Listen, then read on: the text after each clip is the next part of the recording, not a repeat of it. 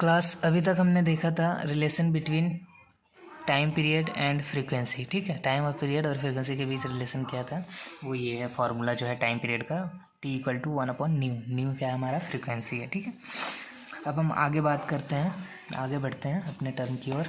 Next term में क्या है, क्रेस्ट। देखो ये हमने बात करा था टाइम पीरियड की, अभी ये कैरेक्टरिस्टिक ऑफ साउंड वेव है ना।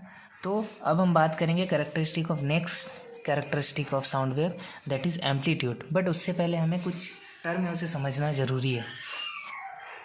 क्रेस्ट, क्रेस्ट क्या है, देखो upper portion of the curve. ये जो कर्व है, ये जो डायग्राम है ना, जो डायग्राम है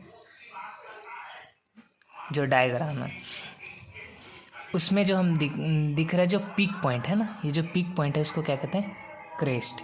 ठीक है, अपर पोर्शन, देखो यहाँ पे लिखा हुआ है upper portion of the curve, जो कर्व का अपर पोर्शन है, हाईएस्ट पॉइंट है ना, तो peak point, upper portion of the curve को क्या कहेंगे हम, क्रेस्ट कहेंगे। इसको सी मतलब क्रेस्ट मत समझना क्लास, ये सी कंप्रेशन का है।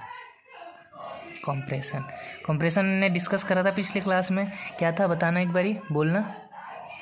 अ रीजन ऑफ, हाँ very good, high pressure. A reason of high pressure, इसको क्या कहते हैं, कंप्रेशन। तो जो क्रेस्ट है वो हाई प्रेशर के रीजन को डिनोट करता है। ठीक है, कंप्रेशन के रीजन को। हिंदी में क्या है, श्रिंग, क्या कहते हैं उसको, श्रिंग।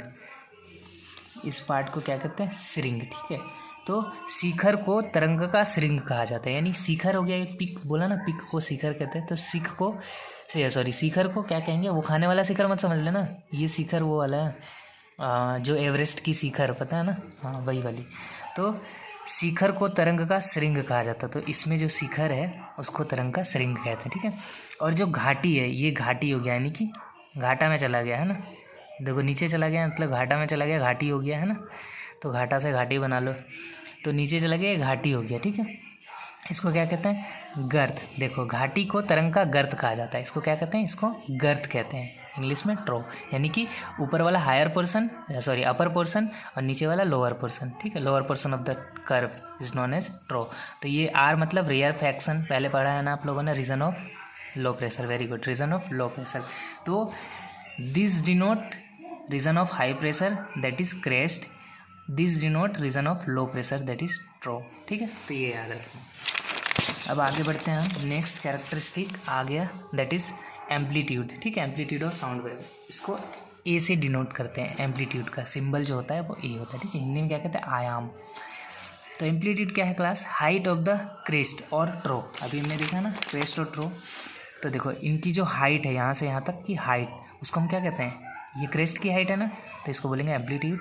ये देखो ये ट्रो की हाइट है, तो इसको बोलेंगे एम्पलीट्यूड, यानी कि क्या है, हाइट ऑफ द क्रेस्ट और ट्रो। देखो हाइट ऑफ द क्रेस्ट और ट्रो को हम क्या कहेंगे, एम्पलीट्यूड। ठीक है, हिंदी में भी समझ गए होंगे आप लोग। जो श्रिंग, ये श्रिंग और गर्त की जो ऊंचाई है उसको हम कहते हैं आयाम। ठीक है, उसको आयाम। एसआई यूनिट क्या होता है इसका, मीटर, एम से मीटर। ठीक है, एम्पलीट्यूड का ऐसा यूनिट, क्योंकि हाइट है तो आप लोगों को समझ में आ गया होगा। अब आते हैं नेक्स्ट, वेवलेंथ। वेवलेंथ क्या है, तरंग दैर्घ्य। ठीक है, तरंग दैर्घ्य क्या है, इसको हम डिनोट करते हैं लैम्डा से। ठीक है, तो क्या है ये, the distance between two consecutive crest और ट्रो। देखो कंसेक्यूटिव क्रेस्ट और ट्रो यहाँ पे आ गया ना, इसीलिए मैंने बताया था क्रेस्ट और ट्रो। ये क्रेस्ट हो गया और ये क्रेस्ट, ये भी क्रेस्ट हो गया ना, तो लगातार, कंसेक्यूटिव का मतलब क्या था, लगातार, मतलब एक के बाद नेक्स्ट। तो दो कंसेक्यूटिव क्रेस्ट का बीच का जो डिस्टेंस है उसको हम क्या कहते हैं, वेवलेंथ, उसको डिनोट करते हैं लैम्डा से। ठीक है, याद रहेगा क्लास, तरंग दैर्घ्य कहते हैं इसको, दो श्रिंग के बीच या दो ट्रो के बीच, यानी गर्त के बीच। ठीक है, ये देखो ये भी एक ट्रो है ना, ये वाली घाटी, और ये भी एक है, तो इन दोनों के बीच के डिस्टेंस को हम क्या कहेंगे, लैम्डा। ठीक है, शाबाश, वेवलेंथ। अब क्लास वेवलेंथ समझ में आ गया। ठीक है, इसका सिंबल क्या है, लंगड़ा मत बोलना, लैम्डा है, लैम्डा। ठीक है, लंगड़ा याद रखना, बस लैम्डा बोलना, लैम्डा है याद रखना, लंगड़ा। ठीक है, तो सिंबल वेवलेंथ का, वेवलेंथ क्या है, लंगड़ा है भाई, लंगड़ा नहीं है, लैम्डा है। ठीक है, अब देखो फ्रीक्वेंसी मैं बता रहा था, लो पिच, लो फ्रीक्वेंसी, जो लो पिच होती है, यानी कि लो पिच साउंड होगी, उसकी फ्रीक्वेंसी लो होगी। अब फ्रीक्वेंसी कैसे हम समझेंगे भाई, कैसे समझ में आएगा कि किसकी फ्रीक्वेंसी हाई है किसकी लो है? तो देखो ये है नंबर ऑफ ऑसिलेशन, यही है फ्रीक्वेंसी, याद है ना? नंबर ऑफ ऑसिलेशन को फ्रीक्वेंसी कहते हैं। तो देखो 1, ये 2 और ये 3 है ना, ये है।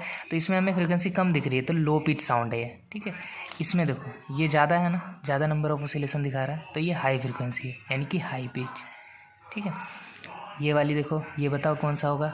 हाई फ्रीक्वेंसी होगा ना, हाई पिच होगा। तो जो लड़कियों की होती है, गर्ल्स की वॉइस जो होती है, ये क्या होती है? हाई पिच होती है, यानी कि बहुत पतली आवाज़ होती है ना, श्रील होती है, बहुत अच्छी लगती है सुनने में। तो स्वीट साउंड है ना, हाई पिच हाई फ्रीक्वेंसी, और लो पिच लो फ्रीक्वेंसी, याद रखना, ठीक है। अब बाकी की डिस्कशन हम नेक्स्ट क्लास में करेंगे। अगर पसंद आया तो क्या कहते हैं उसको, लाइक, और हाँ समझ गए होगे, कर देना भाई अगर अच्छा लगा हो तो। बस अब मिलेंगे नेक्स्ट क्लास में। Thank you so much.